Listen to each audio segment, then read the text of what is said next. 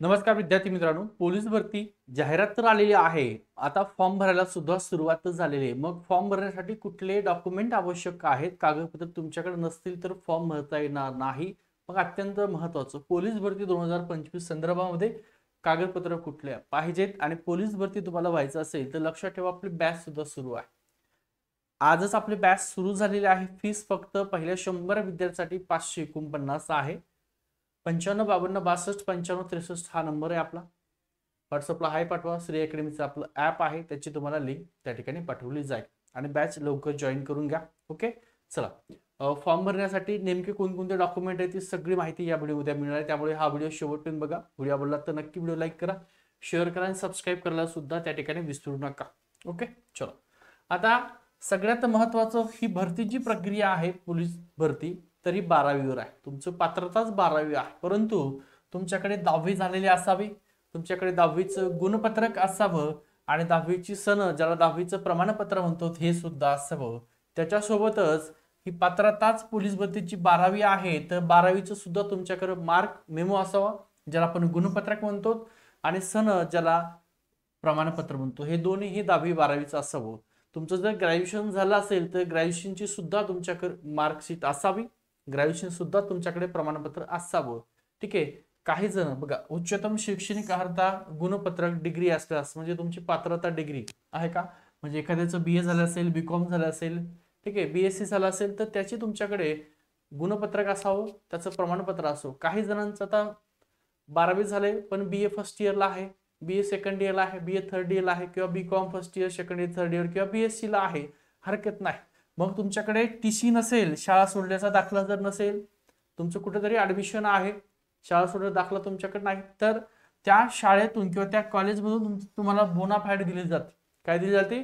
Bonafide. जर TC नसेल तर ती बोनाफाईड चालते, काय प्रॉब्लेम. अनेक जण आहेत ज्यांची 12वी झालेली असते आणि कुठेतरी त्यांनी first year second year third year कुठेतरी ऍडमिशन घेतलं असतं, त्यांची TC कॉलेजला असते, तर कॉलेजकडून तुम्हाला बोनाफाईड मिळतं, ते बोनाफाईड सुद्धा चालतं. नंबर 3चे डॉक्युमेंट. आता नंबर 4चं जे डॉक्युमेंट आहे बघा, पोलीस भरती जी निघाली आहे ना, त्याच्या तुमच्या कास्ट वाईज जागा आहे.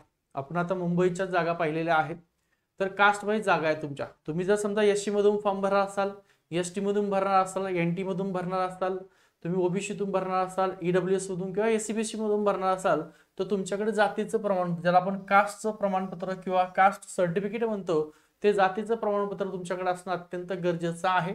ज्या कास्ट मधून फॉर्म भरतात त्या कास्ट नसेल तर मग तुम्हाला ओपन मधून फॉर्म भरावा लागेल. वय व आदिवास प्रमाणपत्र, ज्याला आपण डोमोसाईल म्हणतो. ठीक आहे. काही जणांकडे वय, आदिवास आणि नॅशनॅलिटी नावाचं सर्टिफिकेट आहे, ते पण चालतं. काय, ते एकदा काढलं तर परत काढायची आवश्यकता नाही. डोमासाईल असेल तर ते नेहमी काढावं लागतं. ही डोमासाईल, ज्याला आपण रहिवासी म्हणतो, काय म्हणतो, रहिवासी सर्टिफिकेट किंवा रहिवासी प्रमाणपत्र म्हणतो, जे तहसीलवर दिलं जातं, तहसील मधून काढायचं तुम्हाला. ओके, तर हे तुमच्याकडे असणं गरजेचं आहे. डोमासाईल नसेल तर काढून घ्या. त्याच्यासोबत नॉन क्रिमिनल. आता नॉन क्रिमिनल हे कोणासाठी असतंय, तर बघा, अनेक जण आहेत, अनेक जणांना नॉन क्रिमिनल हे कोणासाठी असतं हेच माहितीच नाहीये, तर लक्षात ठेवा, हे नॉन क्रिमिनल महत्वाचं आहे, तर तुम्हाला कास्टमध्ये फॉर्म भरता येणार आहे. SC कास्ट जर सोडली, बघा, SC सोडली, ST सोडली आणि त्याच्यासोबत ओपन जर सोडलं, या 3 कास्टला, आणि आता EWS कास्ट सुद्धा, EWS, कारण नॉन क्रिमिनलवरच EWS निघतोय, या 4 जर कास्ट सोडल्या, SC ST ओपन आणि EWS, तर यांना नॉन क्रिमिनल लागत नाही. बाकीची तुमची कुठलीही कास्ट असेल, म्हणजे NT असेल, बघा इथे लिहितोय मी तुम्हाला डायरेक्ट, म्हणजे तुमच्या लक्षात राहील. नॉन क्रिमिनल कोणाला काढायचंय, तर NT वाला असेल त्याला काढायचंय, OBC वाला असेल त्याला काढायचंय, SCBC वाला असेल तर SCBC वाल्याला सुद्धा काढायचंय, SBC वाला असेल SBC वाल्याला सुद्धा काय करायचं आहे, नॉन क्रिमिनल कंपल्सरी आहे. NT मध्ये असेल, OBC असेल, SCBC असेल आणि SBC सुद्धा असेल, तर त्यांना सगळ्यांना काढायचं. फक्त SC ST ओपन आणि EWS या 4 कास्टला नॉन क्रिमिनलची आवश्यकता नाही. बाकी सगळ्या कास्टवाल्यांनी नॉन क्रिमिनल काढणं कंपल्सरी आहे. नसेल तर तुमचं कास्ट मधून फॉर्म घेतला जाणार नाही, तुम्हाला ओपन मधून फॉर्म भरावा लागेल. पुढचं 7 नंबरचं EWS असेल तर तुम्हाला आता कुठलं ते सांगितले, नॉन क्रिमिनल आहे आणि कास्ट सुद्धा, ज्या कास्ट मधून फॉर्म भरताय त्या कास्टचं तुमच्याकडे सर्टिफिकेट असणं अत्यंत गरजेचं आहे. पुढचं बघूया, तत्पूर्वी पाहण्या अगोदर तुम्ही चॅनल नवीन आहेत, चॅनल सबस्क्राईब नसेल केलं सबस्क्राईब करा.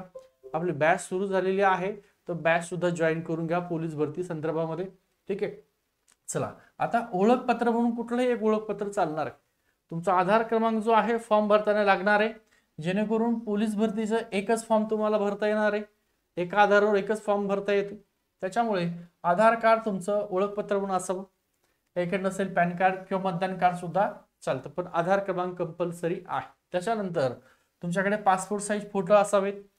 कधीचे असावं 4-5 वर्ष अगोदर, 10वीचे, 8वी 9वीचे असे नसावं. सध्याचे रनिंगचे तुमच्याकडे पासपोर्ट फोटो नसतील तर ते काढून घ्या. त्याच्यानंतर ज्या काही ड्रायव्हरच्या जागा आहेत, ठीक आहे, त्यांच्यासाठी ड्रायव्हिंग लायसन्स कंपल्सरी आहे. त्यामुळे ड्रायव्हिंग लायसन्स त्यांच्यासाठी आहे, तुमच्याकडे असेल हरकत नाही, ज्यांच्याकडे नसेल काय प्रॉब्लेम आहे. पण ज्या ड्रायव्हिंगच्या जागा असतात, ठीक आहे, त्यांच्यासाठी ड्रायव्हिंग लायसन्स लागते, तुमच्यासाठी कंपल्सरी नाही आहे.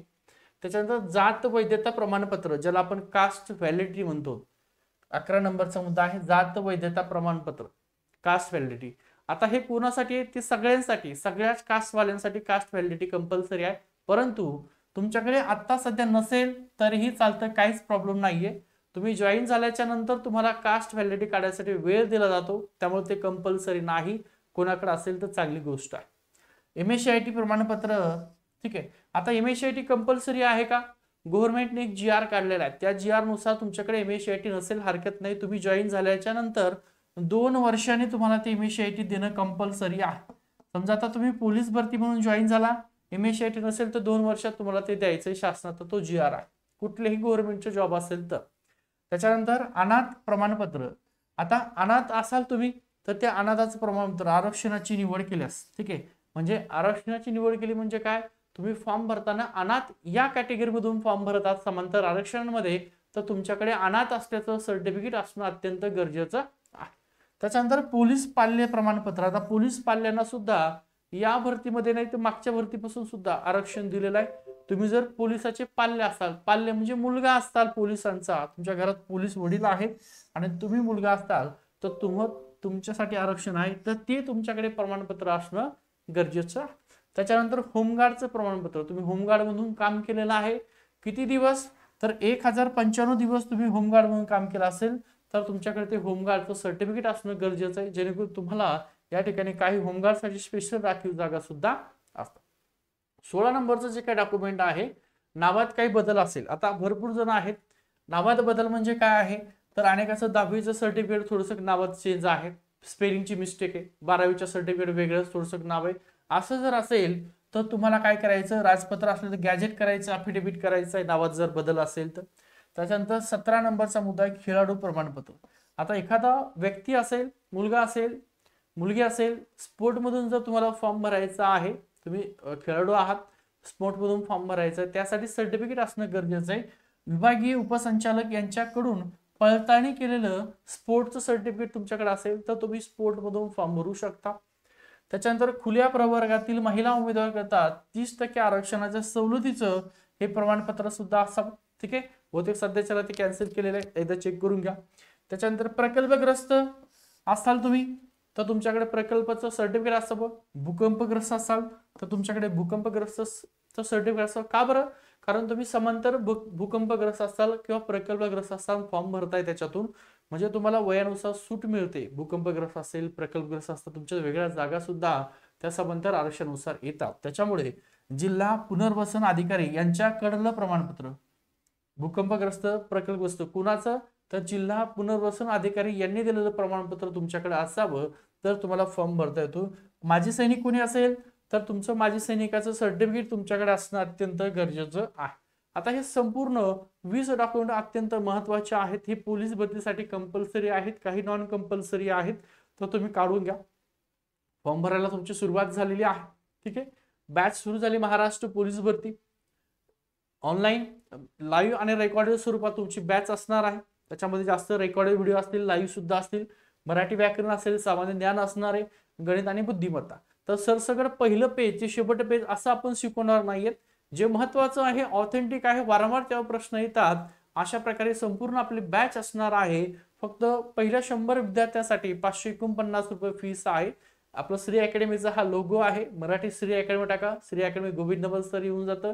आपला नंबर सुद्धा तुम्हाला दिलेला आहे 9552629563 या नंबरला तुम्ही संपर्क करा. व्हॉट्सअपला नंबर सेव्ह करा, गोविंद बोरसर नाव हाय पाठवा आणि बॅच जॉईन करा. याच्यात पोलीस भरतीची टेस्ट सिरीज सुद्धा तुम्हाला फ्री असणार आहे. चालू घडामोडीची टेस्ट सिरीज सुद्धा तुमच्यासाठी फ्री असणार आहे. ठीक आहे, अत्यंत नाममात्र शुल्कमध्ये आपली बॅच सुरू झालेली आहे. थांबतो. व्हिडिओ आवडला असेल तर व्हिडिओ लाईक करा, शेअर करा आणि सबस्क्राईब करायला त्या ठिकाणी अजिबात विसरू नका. ओके, थांब.